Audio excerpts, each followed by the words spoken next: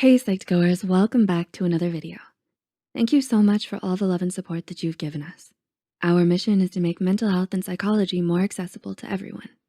Today, we've invited Emma McAdam, a licensed marriage and family therapist, to share her insights on depression and some tips on how to cope with it. Her channel is Therapy in a Nutshell. You can check it out in the link in the description below. With that said, let's get started. History of depression in my family and myself. Just like physical health, you have to maintain it by taking care of your body with exercise and eating the right food and going to the doctor when you're injured or ill. With mental health, you also have to take daily action to be healthy. And when things are stressful, I have to take extra care to manage my mental health. So for example, when I was in grad school or when I'm pregnant or postpartum, and right now, when we as a global community are fighting a pandemic, we all have to take a little extra care of our mental health. What I'm going to talk about today is more about maintaining mental health than it is about getting out of the deepest pit of depression. When you're deep in a depressive episode, it can be really hard to see any light. It feels like you're at the bottom of a pit and can't imagine what it feels like to be out of it. At that place, often all you can do is tiny steps and hopefully get some help to get out of there. So don't allow yourself to get overwhelmed by my routine. Just choose one little thing to start with and then take the next step when you can. Number 1, morning routine. So the first thing I do every day is getting on my knees and praying. I express gratitude for the day and for my life and the opportunity I have to do good in the world. And that connection with God, for me, helps me feel loved and purposeful through my day. If you're not religious, you could do some meditation or a breathing exercise here. I try not to look at my phone first thing in the morning because I want to start my day intentionally, the way I want it to be. If I open social media, I'm letting others choose what I take in, and that could be positive, negative, stressful, uplifting, or critical. And so I just choose to start my day with some quiet time. I do a little reading, and then I write out my goals and priorities for the day. And right now, with all the news that's frightening, I choose to listen to the news around lunchtime, once a day, so that I don't get constantly stressed out and have time to process it during my waking hours. And speaking of waking hours, let's talk about sleep for a minute. I have 3 kids, 5 and under, so I usually wake up before them to get some quiet time to set my intention for the day. My natural wake up time is around 5 a.m. I don't usually set an alarm, but to wake up then, I often go to bed between 9 to 10 p.m. I'm not fighting my natural biorhythms. I just listen to my body, and this is the schedule that works best for me personally. For many people, they might have different sleep needs or a different schedule. Sleep is super important to managing depression. There's a massive correlation between sleep problems and depression. Lack of sleep can cause depression, and getting good sleep can actually let your brain heal from depression. So I really value my sleep. I have old friends who nicknamed me 905 because I often go to bed at that time and I miss out on some fun for sure, but it's what keeps me healthy, so it's worth it for me. For each person, your sleep needs are different, but getting enough sleep can really make a big difference. One study found that 87% of people with depression who resolved their insomnia significantly decreased their depression symptoms. Number 2, get dressed and showered. Okay, so after waking up refreshed and taking quiet time to pray, study, and set my intentions for the day, I make sure to get showered and dressed. I found that this can be really hard when you're depressed, but being clean and dressed helps me feel more energetic and gets rid of my excuses. I mean, if I have yesterday's makeup all over my face and I'm wearing PJs, it makes it hard for me to want to go out and see friends or be social or get things done. So just get dressed for the day. Then I take my multivitamins, and if I remember, I take my omega-3 supplements. And nutrition is an important part of my routine as well. I try to eat a lot of plants and not too much sugar or processed foods, but I'm not going to go into that too much right now. Number 3, exercise. The other essential part of my mental health maintenance is exercise. There's so much research that proves that exercise is great for mental health. It helps clear brain fog, and it helps reduce stress chemicals in your brain. I feel like when I exercise, it just works through a backlog of pent-up emotions, and I can feel my body relax. I think it also helps me deal with anger and frustration, and I just like it.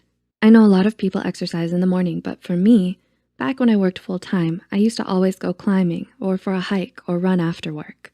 That's when I needed it the most, and it was hard for me to get motivated in the morning, but by afternoon, I was looking forward to it. Now that I'm a full-time mom, I have to be more creative in how I get my exercise in. I often just work out in the yard, gardening, digging in the dirt, and running around the yard with my wheelbarrow. Or I'll do some yoga on TV, or go for a walk with my kids, or pull them behind my bike. Now that we're stuck in our homes with the coronavirus pandemic, I'm doing more inside workouts. I like the 7-minute workouts on my phone or the Fitness Marshal on YouTube. Number 4, nature time. This takes me back to another aspect of my mental health routine that is really important for me. Outside time. I need nature. I need to see the sky and soak in some sun. I'm fortunate to live in a beautiful place, and I take advantage of that by getting outside. There is some research showing that sunshine and nature and being outside changes our physiology. It slows our heart rate and decreases stress chemicals and stuff. But regardless of the research, I can just feel the difference for me. If you can't get outside, open your windows, sit on your porch, or if you can't do any of that, then you could spend some time looking at beautiful landscape photography or a nature film. Your brain has the ability to bring to mind the feelings of nature just by imagining it. Number 5, my evening routine. My evening routine looks like getting my kids to bed and then taking some quiet time for myself. I usually take a hot bath and read a book or an archaeology journal. I'm kind of nerdy, but that's what I like. Even though I have very few hours to work on my passion project, these videos, I don't usually work in the evenings because it would just stress me out a little and I need the downtime to stay healthy. So then before bed, I write in my journal. I often take the time to write about my wins and accomplishments of the day so that I can remember them because it's my natural habit to dwell on my mistakes and shortcomings. So I write about my wins and then I pray a prayer of gratitude and talk with my Heavenly Father about my day. Again, gratitude practice is an essential habit of mental health, and it's been shown to be an effective treatment for depression. So you can pray about it like me, express gratitude as a family, which we do at dinner time, or write about it, whatever works for you. And then I go to bed. I try not to spend too much time looking at screens before bed, but if I do, I choose some calming documentary or a mudlarking channel, like Nicola White's. If you don't know what mudlarking is, it's just finding historical bits of treasures on Thames in London. Anyways, I find it relaxing. I encourage people not to be on TV because it's just not super great for your brain. But if you do, choose a short and calming show. Lastly, other self-care. For me, that includes scheduling in some time for my hobby. I have tons of hobbies, but because I'm so busy with kids, I really don't have time to do most of them. But I make sure to carve out about 2 hours a week to do at least one of them. Right now, that's metal detecting, which is something fun and relaxing for me. I put it on the calendar so that I make sure it happens. I also take the Sabbath off. No work, no housework. I don't check my work email. I let my brain completely focus on other things.